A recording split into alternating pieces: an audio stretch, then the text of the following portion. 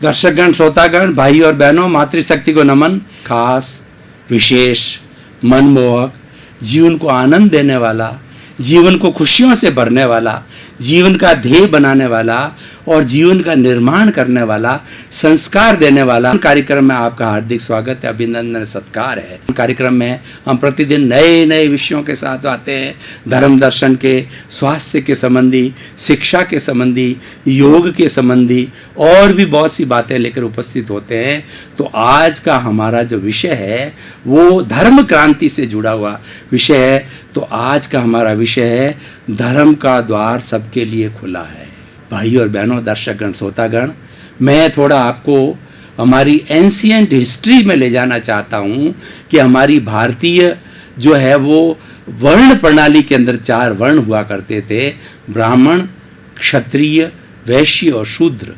जो ब्राह्मण होते थे वो शिक्षा दान दिया करते थे, वो पढ़ाया करते थे, स्वयं पढ़ते थे, ज्ञान दान दिया करते थे, ज्ञान स्वयं ग्रहण करते थे और लोगों को दिया करते थे। और उसके बाद में क्षत्रिय आता था। क्षत्रिय हमारे देश के भीतर की सुरक्षा को और देश की बाउंड्री की सुरक्षा को, बाहरी सुरक्षा के लिए वो तत्पर रहते थे। लड़ाई वगैरह, ये वेपन्स वगैरह सब उसके लिए तैयार करते थे। और तीसरा वैश्य हुआ करते थे, वो हमारा लेन देन का कार्य करते थे कि पूरी जो हमारे सब लोग हैं वो किस तरीके से अपना जीवन यापन करे।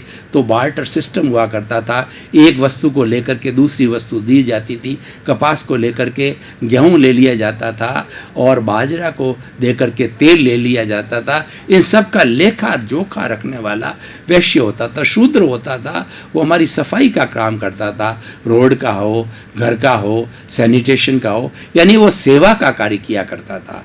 तो ये 4 व्यवस्थाएं थी। लेकिन वैदिक परंपरा में कुछ ब्राह्मण लोगों ने जो है ऐसी व्यवस्था बना दी कि शूद्र लोगों को जो है वो मंदिर में जाने का अधिकार नहीं है। वो मात्र जो है समाज की सेवा करते हैं और उनको अछूत माना जाता था, तो उनको मंदिर में जाना अलाउड नहीं था। उसके लिए बहुत की तरीके से जो है कहना चाहिए आंदोलन हुए। और हमारे भीमराव अंबेडकर है, उन्होंने कितना लंबा इसके लिए संघर्ष किया कि जिसको कि आप जो है अछूत समझते हो और जिसको कि आप जो है वो दलित समझते हो, उसके विकास के लिए उन्होंने आवाज़ उठाई और उनकी आवाज़ काफ़ी हद तक सफल हुई। और आज जो उन्होंने एक राजपथ खोला है, तो वास्तव के अंदर जो है धर्म, सबसे पहले ये धर्म करना क्यों चाहिए और धर्म के द्वार खुले रहने की बात करते हैं। तो धर्म ऐसी क्या चीज़ है जो कि व्यक्ति को जो है कुछ लाभ देने वाला है। धर्म की हम चर्चा करेंगे। धार्यति इति धर्म, जो धारण किया जाता है वो धर्म है। यानी जिन विचारों को, जिन अच्छाइयों को हम जीवन में धारण करते हैं वो धर्म कहा जाता है। वस्तु सहो धर्म, वस्तु के स्वभाव को धर्म कहा जाता है। जैसे कि पानी है, उसका स्वभाव शीतलता है, तो शीतलता उसका धर्म है। अग्नि है, वो उष्णता देती, गर्मी देती है, तो गर्मी उसका धर्म है। तो इस तरीके से हर एक वस्तु का अपना अपना धर्म होता है। धर्म का मतलब उसका गुण होता है, लक्षण होता है, उसको भी धर्म कहा जाता है। और दूसरा दार्शनिक दृष्टिकोण से कहा जाए तो आत्मशुद्धि साधनम धर्म, ऐसा साधन जिससे कि आत्मा की शुद्धि हो। मैं पुरुषार्थ चतुष्टय की बात करना चाहूँगा कि पुरुषार्थ चतुष्टय को हमारी भारतीय संस्कृति के अंदर एक आइडियल लाइफ स्टाइल माना है। उसके अंदर 4 बातें हैं, अर्थ, काम, धर्म और मोक्ष। अर्थ और काम जो है ना, काम जो है हमारी शरीर की आवश्यकता है। शरीर के साथ साथ के अंदर जैसे रसायन बदलते हैं, हमारा जो है भोजन है, भोजन के बाद के अंदर ब्लड बनता है, ब्लड के बाद के अंदर जो है वो उसके अंदर मेद बनती है, मांस बनता है और उसके बाद के अंदर वीर्य बनता है। और इस तरीके से जो ये शरीर की जो आवश्यकता होती है वह हमारा काम है। और अर्थ है वो धन है, व्यवसाय है, जिसके माध्यम से हम अपना जीवन यापन करते हैं। अध्याय 1 मुद्रा है, जो कि हम मुद्रा अर्जित करते हैं, उसके माध्यम से हम स्वयं का और अपने परिवार का रोटी कपड़ा मकान शिक्षा चिकित्सा भरण पोषण करते हैं। ये 2 बात हो गई। अब तीसरा धर्म। धर्म यहाँ से परिवर्तन प्रारंभ होता है और वही आज का विषय है कि धर्म के द्वार सबके लिए खुले हैं। धर्म का अर्थ होता है कि हमें परिवर्तन लाए, हम अच्छे इंसान बने। धर्म व्यक्ति को अच्छा इंसान बनाता है। अगर धर्म नहीं होगा तो हमारा जो सृष्टि है वो जंगल राज हो जाएगा। जैसे जंगल पशु पक्षी होते हैं, वो किसी का ध्यान नहीं रखते हैं, किसी को खा जाते हैं, किसी को मार जाते हैं, तो उसी तरह से मनुष्यों के अंदर भी जंगल राज हो जाएगा। छोटी मछली बड़ी मछली को खा जाएगी। लेकिन धर्म ऐसा एथिक्स है, कुछ ऐसी परंपराएं हैं, कुछ ऐसे नियम हैं, कुछ ऐसी रोक है जिसके कारण से व्यक्ति तानाशाह नहीं बन सकता, स्वच्छंद नहीं बन सकता, और व्यक्ति जो है वो दूसरे का शोषण नहीं कर सकता। ये सब धर्म सिखाता है। और धर्म को करने के लिए बहुत बड़े बड़े हमारे स्क्रिप्चर्स हैं, हमारे धर्म ग्रंथ हैं। समझ लीजिए, प्रारंभ से हम चलें तो वेद है, उसके बाद उपनिषद है, आरण्यक है, ब्राह्मण है, त्रिपिटक है, और आपने बाद के अंदर आपके जो है अंग है, उपांग है, आगम है, बहुत से हैं। इन सभी चीज़ों को पढ़ने से स्वाध्याय होता है। स्वाध्याय का अर्थ होता है स्वयं का अध्ययन करना। व्यक्ति दुनिया को बहुत जानता है और दुनिया को अपनी गज से नापता है और अपने को दुनिया की गज से नापता है। ये बहुत बड़ा कन्फ्यूज़न है। तो इसीलिए हमें स्वयं का अध्ययन करना चाहिए। हम दुनिया को बहुत जानते, दुनिया को जानना ठीक है, लेकिन मात्र दुनिया को जानने से हमारा क्या भला होगा? हमारा भला तो स्वयं को जानने से होगा कि हमारे के अंदर कितने दोष भरे पड़े हैं, कितने अवगुण भरे पड़े हैं, और उस अवगुणों को हमें छोड़ना है, उसका प्योरिफिकेशन करना है, और प्योरिफिकेशन करके और हमें आगे बढ़ना है। तो वो प्योरिफिकेशन होगा वो धर्म के द्वारा ही होगा। इस तरह से धर्म एक ऐसा माध्यम है जो कि अच्छा इंसान बनाता है। और चौथा हमारा पुरुषार्थ है वो होता है मोक्ष। जब हम अपना सारे दोषों को धो देते हैं, हमारा स्वयं का प्योरिफिकेशन कर देते हैं, तो प्योरिफिकेशन करने के बाद के अंदर आत्मा बिल्कुल शुद्ध अवस्था में हो जाती है, अमूर्त हो जाती है, अशरीरी हो जाती है, और वो मोक्ष की स्थिति के अंदर चली जाती है। मोक्ष में क्या होता है? अनंत ज्ञान, अनंत दर्शन, अनंत शक्ति और अनंत वीर्य होता है, और वो वहाँ पर अनंत ब्लिस में रहती है, आनंद में रहती है। तो इस तरीके से धर्म इन सब चीज़ों को जोड़ने वाला धर्म है। धर्म एक साधन है जो कि अच्छी सोसाइटी बनाता है। अब जैसा मैंने कहा कि धर्म का द्वार सबके लिए खुला होना चाहिए, क्योंकि धर्म तो जो है आत्मा से जुड़ा हुआ है, किसी जाति से जुड़ा हुआ नहीं है, किसी व्यक्ति से जुड़ा हुआ नहीं है, व्यक्ति के व्यवसाय से जुड़ा हुआ नहीं है। वो तो व्यक्ति के भीतर विराजमान शुद्ध आत्मा भगवान से जुड़ा हुआ है। तो जो लोगों को धर्म करने में रोका जाता है, मंदिर जाने से रोका जाता है, धार्मिक उपासना करने में रोका जाता है, वो गलत है। क्योंकि हमारे संविधान के अंदर हर नागरिक को जो भारत का है उसको धार्मिक स्वतंत्रता है। वो चाहे जिस धर्म को स्वीकार कर सकता है और उस धर्म को अपने जीवन के अंदर अडॉप्ट कर सकता है। तो वो मंदिर के जो दरवाजे हम बंद कर देते हैं, गलत है। और लेकिन अब तो कोर्ट ने भी बहुत से डिसीजन दे दिए हैं, चाहे किसी जाति का हो, वर्ग हो, वर्ण हो, भाषा हो, लिंग हो, सब के लिए मंदिर के दरवाजे, धर्म उपासना के दरवाजे खुले हैं और खुले रहेंगे, क्योंकि ये हमारी संविधान के अंदर धार्मिक स्वतंत्रता दी गई है। इसके बारे में आपको कोट करना चाहूँगा कि हमारी भारतीय संस्कृति जो पुरानी है वो वैदिक संस्कृति कहलाती है। वेदों से प्रारंभ होने वाली वैदिक संस्कृति है, बहुत पुरानी संस्कृति है। और वेदों के लिए कहा जाता कि ईश्वर कृत है, और वेदों में विश्वास करने वाला आस्तिक होता, जो विश्वास नहीं करता है वो नास्तिक होता है। तो उसके वैदिक संस्कृति के बाद में श्रमण संस्कृति भारत के अंदर हुई, लगभग 2500 साल हुए। उसके अंदर भगवान बुद्ध और भगवान महावीर हुए। उन्होंने भी जो है एक क्रांति की। सबसे बड़ी क्रांति क्या थी कि धर्म करने का सबको अधिकार है, चाहे स्त्री हो। पुराने जमाने में स्त्री भी धर्म नहीं कर सकती थी, तो धर्म करने का अधिकार उन्होंने सबको दिया। स्त्री और पुरुष को समान अधिकार है। पुरुष भी मोक्ष में जा सकती है, पुरुष भी जो है उतना ही धर्म कर सकती है। हमारी याज्ञवल्क्य जो हैं उनके लिए, जो उनकी दोनों पत्नियां थी, उन्होंने बहुत बड़ा, और ऐसी सैकड़ों विदुषियाँ हुई है जिन्होंने कि धर्म को और जो हमारे भारतीय स्क्रिप्चर्स को और भारतीय ग्रंथों को कंठस्थ किया और बहुत बड़ा उपदेश वगैरह दिया है। तो सबको धर्म करने की स्वतंत्रता है। और भगवान बुद्ध ने यह जो है वो शंखनाद किया वैदिक परंपरा की जो थी कि शूद्रों को जो है वो मंदिर जाने का जो है अधिकार नहीं है, धर्म उपासना करने का अधिकार नहीं है। तो वो उसका उन्होंने विरोध किया और भगवान महावीर ने भी कहा कि व्यक्ति जन्म से महान नहीं होता है, कर्म से महान बनता है, और इसीलिए जो अच्छा कर्म करेगा वही महान व्यक्ति होगा। अगर ब्राह्मण कुल में भी किसी ने जन्म लिया और कुकर्म करता है तो व्यक्ति वंदनीय नहीं है, वो अच्छा इंसान नहीं है। अच्छा इंसान अगर शूद्र के अंदर घर में भी जन्म लिया है, वो अच्छा नेक कार्य करता है, सबका परोपकार का कार्य करता है, सबका अच्छा करता है, तो स्तुति है, वंदनीय है, स्वागत करने योग्य और अनुकरणीय है। तो प्रश्न ये है कि व्यक्ति करता क्या है, व्यक्ति कैसा कार्य करता है, उसके अंदर समाज को कितना लाभ होता है, समाज की क्या सेवा होती है, that is countable. What we contribute the society is countable.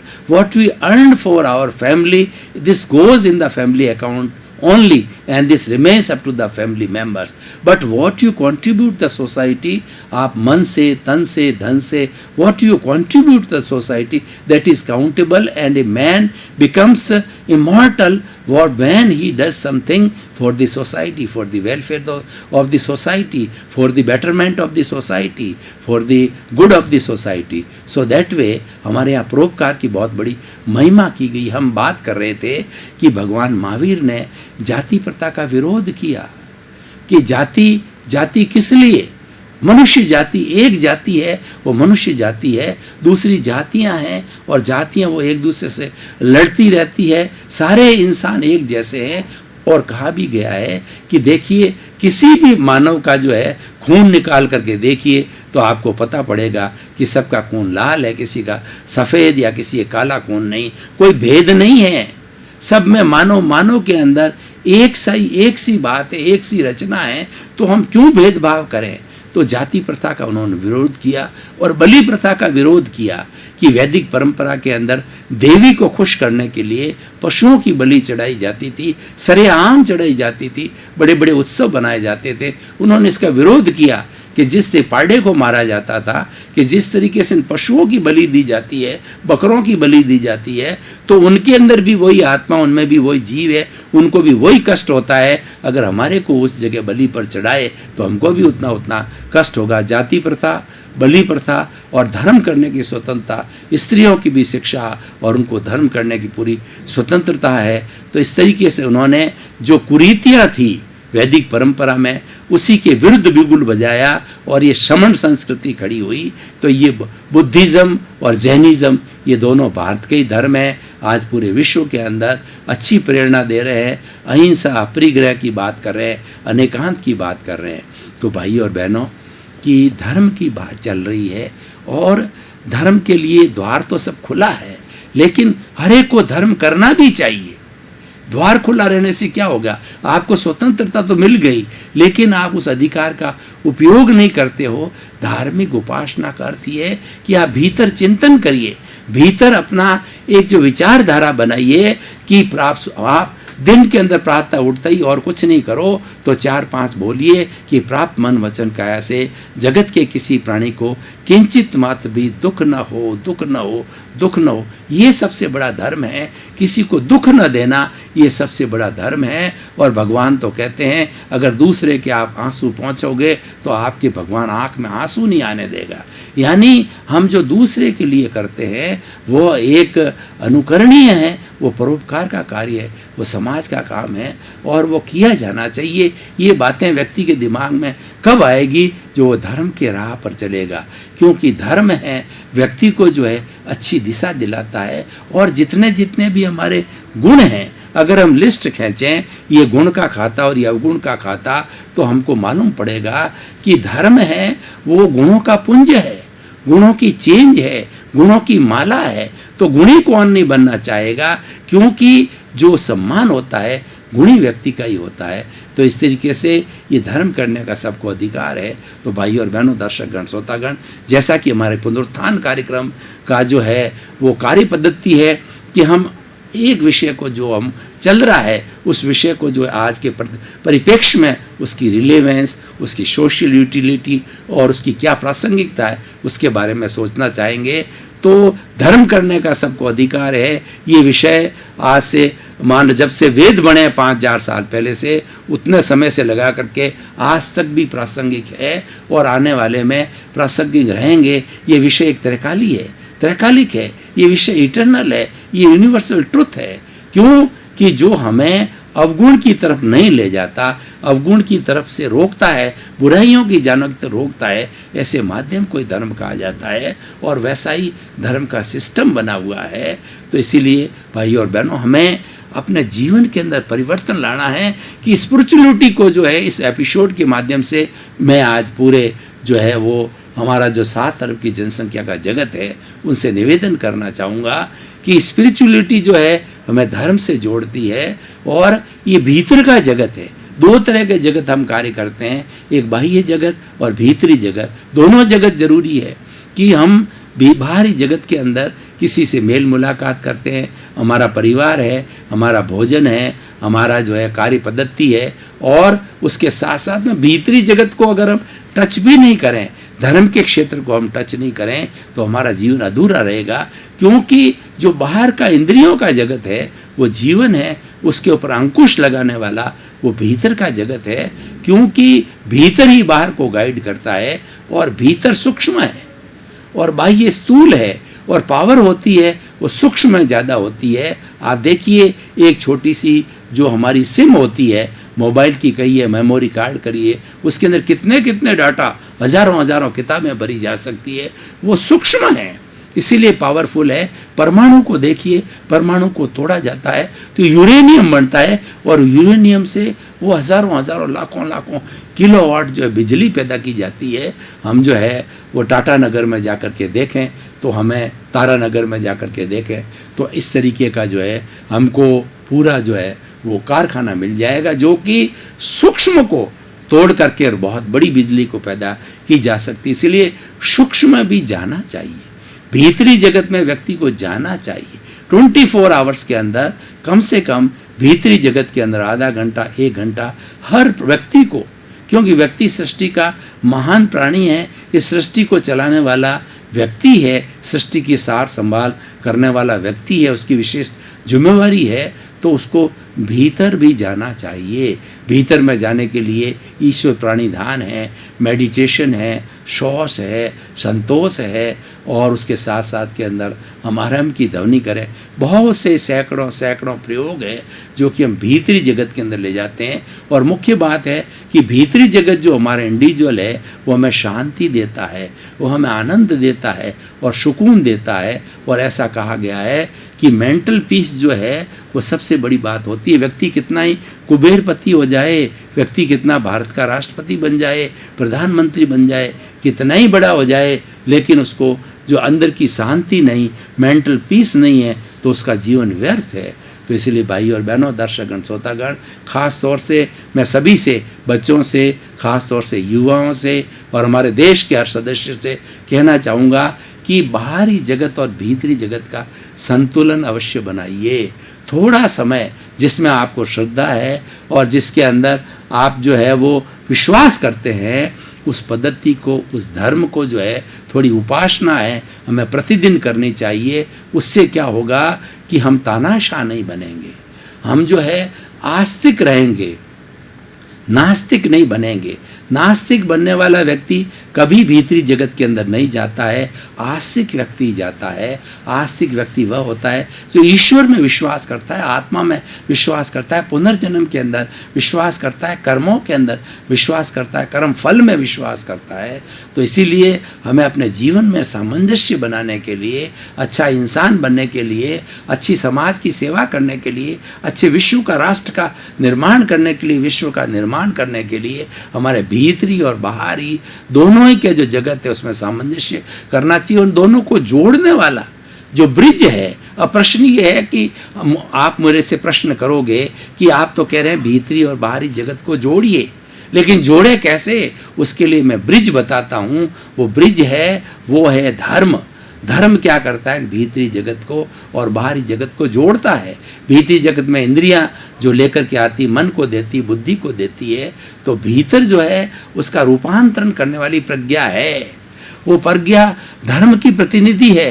प्रज्ञा मोक्ष की प्रतिनिधि है, वो आत्मा की प्रगति, वो प्रतिनिधि है, वो आपको कभी भी बुराई के अंदर नहीं जाने देगी। और अगर बुद्धि ने आपको जो है, अगर कुबुद्धि का उपयोग हो गया है और वो आपको बुराई की तरफ ले जा रही है और आप भीतरी जगत के अंदर चले गए, तो आपकी प्रज्ञा जो जागृत है, तीसरा नेत्र खुला हुआ है, तो उस स्थिति के अंदर आप बुराई में नहीं जा सकते। जो लोग प्रज्ञा के जगत के अंदर जाते हैं और वो भीतरी जगत का स्पर्श करते हैं, वो अच्छे इंसान होते हैं, किसी को दुख नहीं देते हैं, किसी का शोषण नहीं करते हैं, और उसके साथ साथ में अपना जीवन, अपने परिवार का जीवन अच्छा जीते हैं और हर वक्त संतुलित रहते हैं, हर वक्त जो है क्रोध, अहंकार, माया, लोभ से जो शून्य रहते हैं और वो अपने बड़े बड़े आनंद के अंदर रहते हैं। तो आनंद को प्राप्त करना है भैया, तो हम भीतर जाएं, भी आनंद हमारे भीतर है।